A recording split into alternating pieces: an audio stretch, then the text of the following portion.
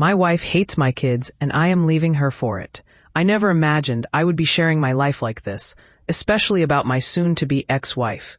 A few weeks ago, I came across a post about a teen girl confronting her dad because his wife openly disliked her. It struck a chord with me. In the comments, I noticed a user who seemed to make hating her stepkids her entire identity.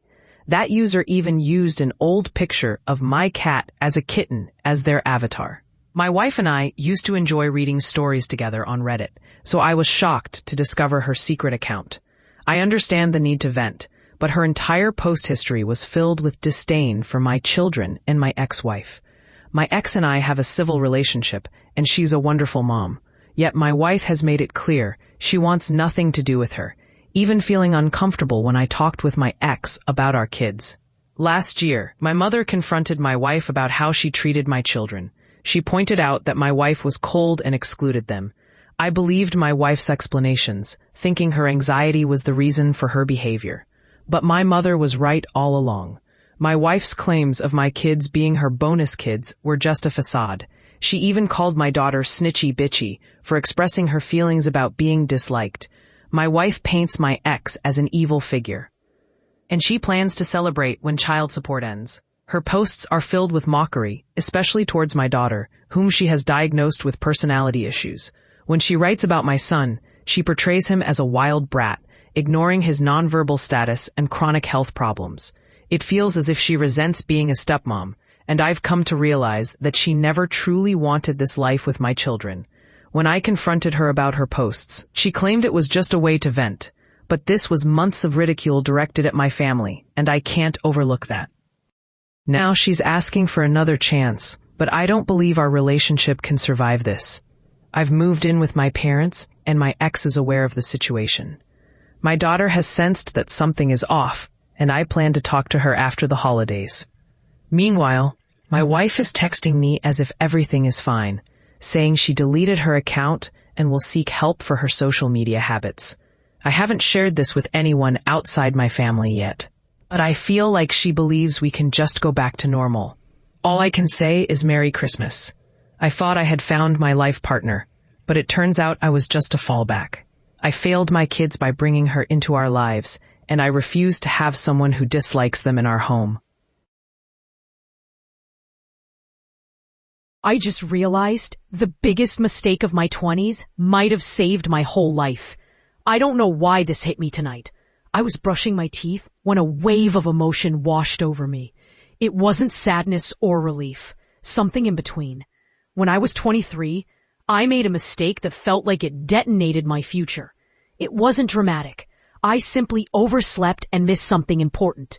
People had been hyping me up for it, and I thought it would be my big moment. My mom cried. My boss told me he was disappointed as a human being, which seems absurd now. For years, I believed him. I thought that one morning defined me forever. I let it crush me. Every time something went wrong afterward, I'd think, of course, you messed up the one thing that mattered. I replayed that day so many times it became a ghost in my chest. But tonight, I tried to imagine who I would have become if I hadn't messed up. I pictured a version of myself walking around in clothes that didn't fit, saying things I didn't believe, surrounded by people I wouldn't even like. He felt hollow, like he was performing being a person instead of actually being one. It dawned on me that I only ended up in the life I have now because everything got derailed. If I hadn't messed up, I wouldn't have taken that random job out of desperation. I wouldn't have met the people from that job. I wouldn't have gone to the places they dragged me to, even when I didn't want to go. I wouldn't have stumbled into the hobbies that became the only things that made me feel like myself again. I wouldn't be dating the person I'm with now. I wouldn't be in this apartment. I wouldn't have the dog sleeping with his head on my shoe as I type this. It's strange. I spent almost a decade grieving a life that, if I'm honest, I don't think I ever actually wanted. I just wanted people to be proud of me. I wanted to be the kind of person who didn't oversleep and ruin things. I wanted to fit the picture everyone else had drawn for me. But tonight, I'm realizing that maybe the mistake I thought destroyed me was actually the first time life pushed me towards something that was truly mine, instead of something I was trying to live up to. It feels strange to say that out loud. It feels even weirder to admit I might be grateful for something that broke me at the time. I'm not pretending this is some motivational message. I still wince when I think about that day. I still wonder who I'd be if I hadn't messed up. Part of me believes I should have tried harder. But another part, a louder part tonight, is starting to think that maybe I didn't ruin anything. Maybe I just didn't understand what direction my life was supposed to go yet. I don't know. My head's a mess. I'm probably overthinking this. But something shifted today, and I needed to put it somewhere before I talk myself out of believing it. Thanks to whoever reads this. I just needed to let it out.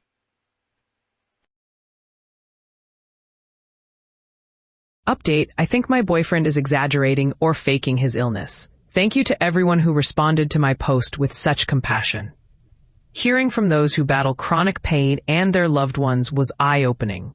I'm committed to deepening my empathy for anyone dealing with an invisible illness. So, here's my update. Armed with new perspectives and some frustrations, I talked to my boyfriend. I told him he needed to see a doctor, or I wouldn't be able to support him financially while he remained unemployed and unmotivated to seek help. I also suggested we manage his energy levels differently so we could share household responsibilities, spend quality time together, and keep him engaged with his friends. His response was disheartening. He claimed that if I wasn't willing to clean around the house, something I was already doing, then there was no point in living together. He said my efforts were just the bare minimum and not good enough for his standards. He was upset that I hadn't taken the initiative on yard work and car repairs, listing off everything I supposedly overlooked. What hurt the most was his insistence that I didn't like his friends or wanted him to spend less time with them, which isn't true. It felt like he brushed aside everything I said, focusing only on my perceived faults. That moment told me everything I needed to know, and I decided to leave. He seemed more angry than sad, and that stung deeply. I'm still processing his reaction and crying over it. I don't know how real or unreal his chronic pain is, but at this point, it feels irrelevant. Thank you again for your support. I'm truly at a loss. How do I tell my partner that his hygiene is an issue? I've been dating this guy for 2 months, and every time we're intimate, I notice an unpleasant smell. It's been tough for me to address this directly. I tried to be subtle, suggesting we shower together, hoping to clean him up while we were having fun. But he only let me do it once. And when I tried again, he wouldn't let me touch him.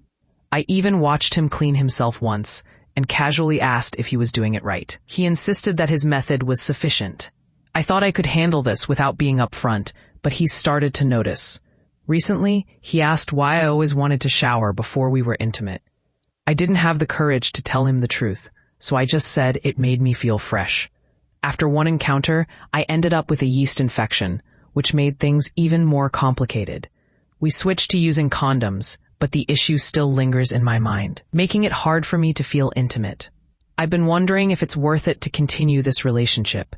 If I decide to break up, I wouldn't even know how to explain it. He's genuinely nice and struggles with depression, which makes me hesitant to hurt his feelings. I finally decided to reach out and explain everything. I didn't say it directly, but I mentioned the yeast infection and how I noticed he cleans differently than my previous partners. I told him I cared about him and that I needed to bring this up for our relationship to continue positively. He responded with a simple acknowledgement, and since then, we haven't talked. I'm not sure if he's offended or just processing everything. Honestly, I'm not too worried. If this changes how he treats me, it might just be the easiest breakup of my life. I appreciate all the support and advice I received. Some comments made me laugh, while others were kind and helpful. Thank you to everyone who shared their experiences. It really helped me navigate this difficult situation. Aita for calling my husband a disgrace after he said my miscarriage ruined his birthday? Yesterday afternoon, I experienced a miscarriage.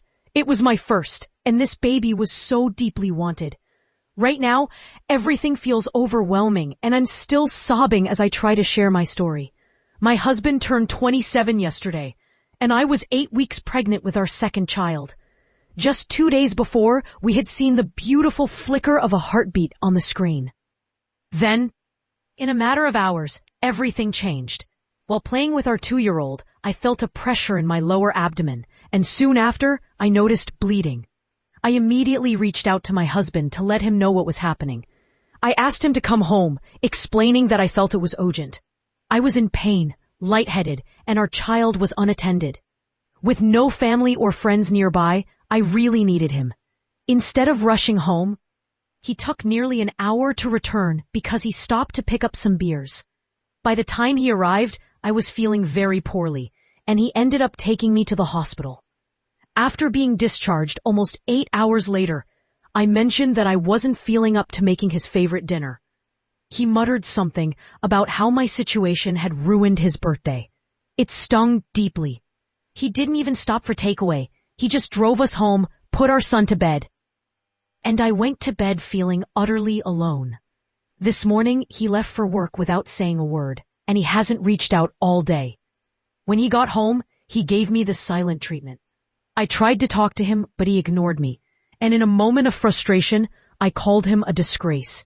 He slammed the bedroom door and locked me out. His mother messaged me, suggesting I be patient because he's also grieving. But why isn't he talking to me? I feel emotionally neglected after everything my body has been through. I know my miscarriage was inconvenient for him, but I can't help but wonder if it's crazy to think about divorce. AITH for calling him a disgrace. First time in years that I'm excited for Christmas. I'm a 29-year-old guy in a relationship with an incredible woman who's 26.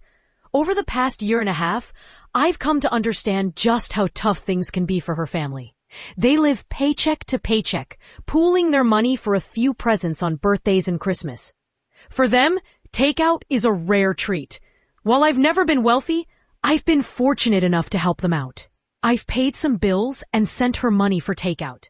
They're a proud family, hesitant to accept serious help, but I want to support them. In the past year, my business has taken off. I've made some investments with a university friend, and it's been life-changing. I can hardly believe the numbers in my bank account sometimes. I decided to buy them a house, one that my girlfriend loves. Every time we drive past it, she tells me how much her dad admires it. It has a huge garden and a garage big enough for 2 cars. I paid for it in cash and officially became the owner yesterday. I'm planning to wrap the deed in a large box and leave it at the bottom. The legal stuff can wait. It's the gesture that matters. My mom and I will spend the next 10 days decorating it while my dad and his friends move in some basic furniture. After that, they can decide what they want to add. I'm really hoping they'll accept it. Alongside the house, I've gone all out on presents this year. I got my mom a bottle of wine she loved years ago, but would never buy for herself. For my dad, I found a black Jaguar from the 90s that he's always talked about. I can't wait to sit by the tree with a big smile on my face, feeling proud of what I've done. I think I've earned this moment. Mill says evil entered the family because we set boundaries for our newborn. How do I handle this in a healthy way? I'm sharing my story again because the last one got deleted. Our premature baby spent a month in the hospital, which was the hardest time of our lives. During this ordeal, my husband's family showed little empathy. They constantly crossed our boundaries, criticized our decisions, and claimed we were ruining the child. They even suggested they knew better than us what he needed. It felt like they were rewriting our reality, spreading the idea that we were raising our son against them. My husband's mother even told him not to send pictures of the baby because she doesn't care.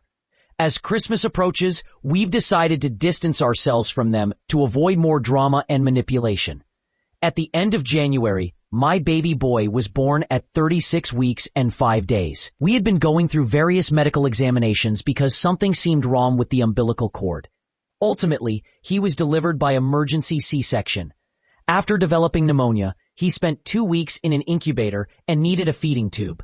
It was an incredibly difficult month, but thankfully, he is now healthy and has no lasting conditions. When we finally got home, we were cautious about visits. We showed our baby to relatives, but asked everyone not to touch him. My family was understanding and respectful. However, my husband's mother reacted poorly. She claimed she was banned from seeing the baby and insisted my parents had already held him. Every visit turned into comments about how our baby sleeps too much or eats too often. We later learned she was telling people we were ruining the child and that she knew better what he needed. She even claimed the baby had never been sick and suggested I wanted to stay in the hospital longer just to avoid seeing her.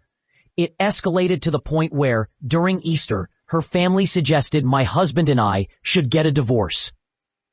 Then my husband's great uncle, whose apartment we were renting, threatened eviction, forcing us to move out.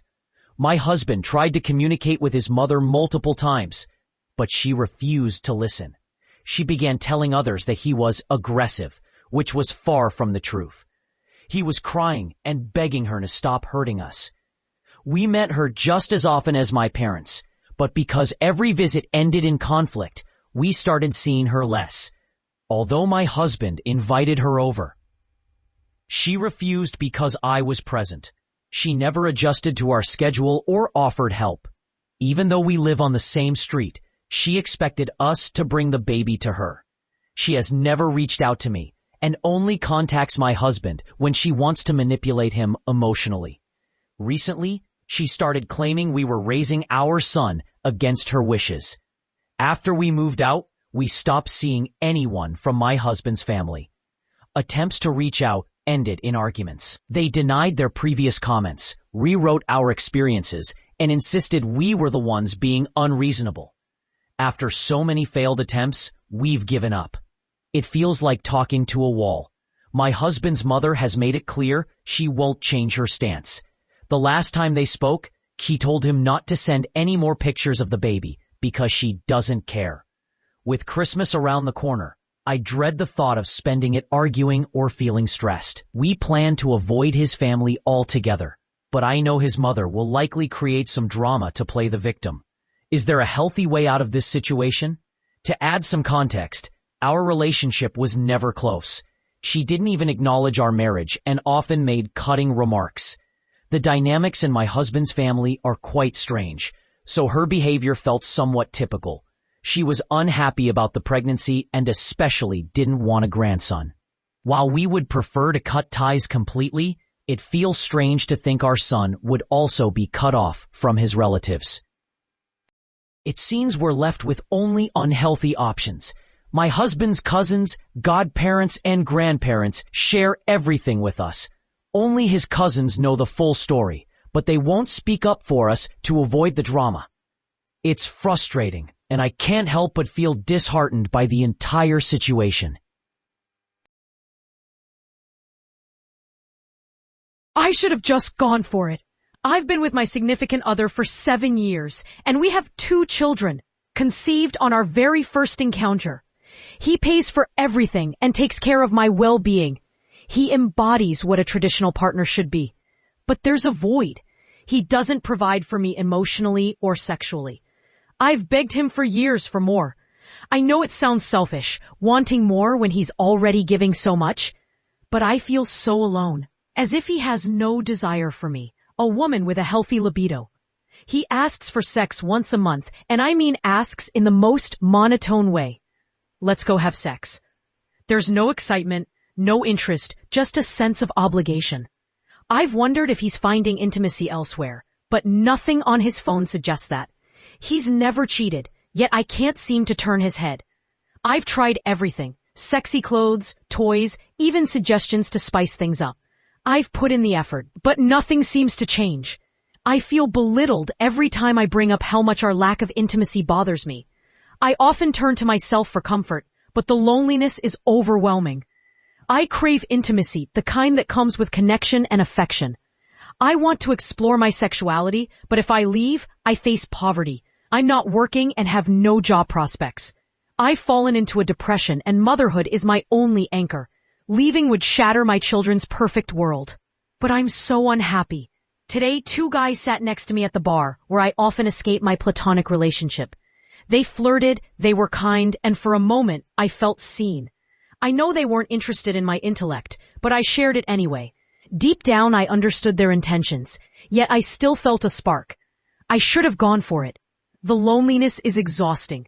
I want to thank everyone who took the time to read this and share their thoughts. Your perspectives have helped me reflect on my relationship. Last night, I spoke with him, and he opened up about the stress of being the sole provider. I'm going back to school for 2 years, hoping to ease some of that burden. I'm willing to work on our relationship a little longer. But I've also realized that if things don't improve, I can find a solution that prioritizes my well-being. Regardless of how hard it may be on my family, I'm okay with moving on if necessary. I have no intentions of cheating, and I'm grateful to have shared these thoughts and feelings. A girl I talked off the ledge 12 years ago just got married. Back in my senior year of high school, I was deep in my emo phase. I had joined several pop-punk fan pages on Facebook, where I made some amazing friends, many of whom I still talk to today. One girl I chatted with was much younger, under 15, I believe. She confided in me and her best friend that her depression was overwhelming her, and she was planning to jump off a bridge that day. She was saying her goodbyes. I felt a rush of panic. I didn't know her well, and I was just a stranger online, far away from her. While her friend was in a state of distress, I pushed through my discomfort and reached out to everyone listed as family on her page. Eventually, someone responded, her aunt, I think. I shared everything, including screenshots of her messages. The aunt contacted her parents, and then there was silence. She later told me how grateful she was for my help, but that her niece had lost internet privileges, and I couldn't reach out anymore. I was heartbroken, worried that she might resent me for intervening. For years, I wished her well from a distance. About 5 years ago, we reconnected. She had graduated college and become a psychologist. We exchanged updates on our lives, but we didn't talk much after that. Today, a collage of pictures appeared on my feed. She just got married. I can't express how proud I am of her for overcoming her struggles and finding happiness in a world that once felt so dark for both of us. I truly hope she continues to live her best life. I deleted dating apps and approached 30 women. This is what happened. I've always struggled with social anxiety. Whenever I saw someone attractive, I would immediately look away, my heart racing at the thought of saying hello. The fear was so intense that I would cross the street just to avoid walking past groups of women. But then something shifted.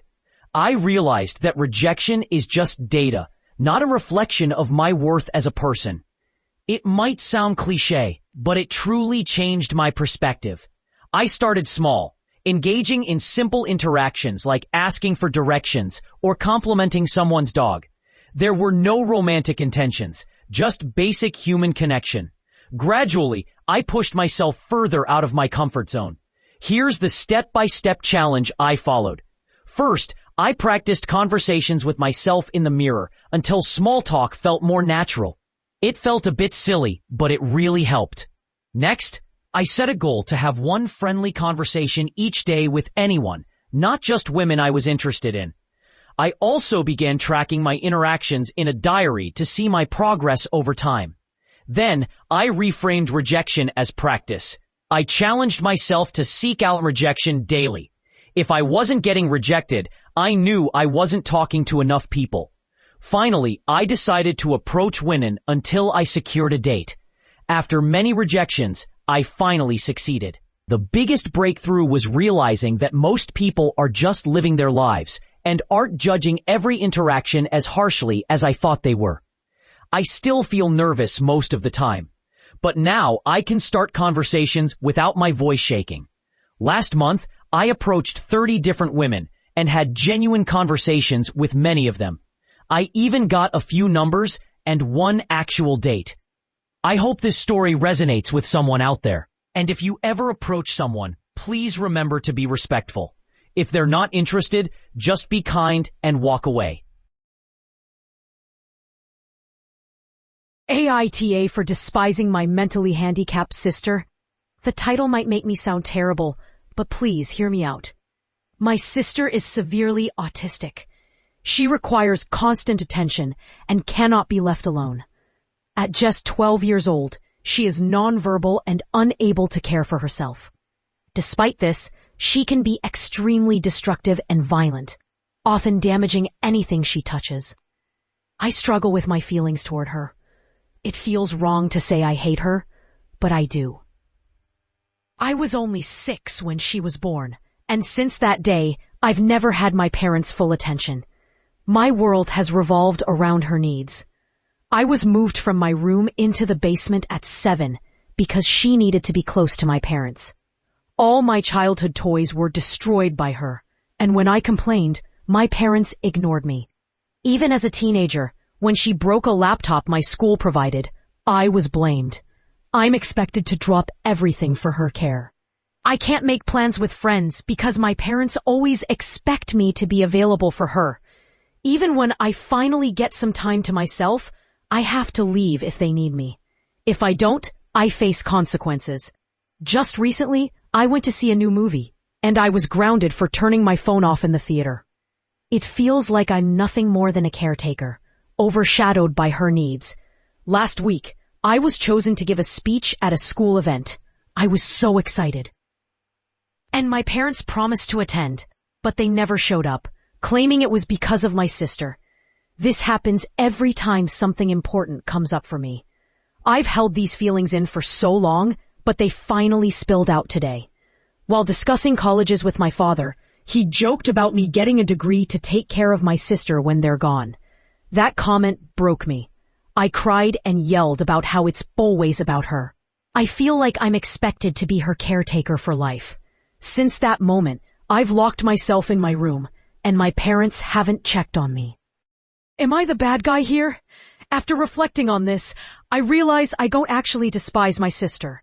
It's not her fault she is the way she is. My parents came to talk to me after my breakdown, but I couldn't bring myself to speak. I just cried and asked them to leave. They've arranged for me to stay with my grandfather for a while, giving me space to collect my thoughts. We plan to sit down and discuss everything later this week. I appreciate all the support and love I've received. I'll share an update if anyone is interested.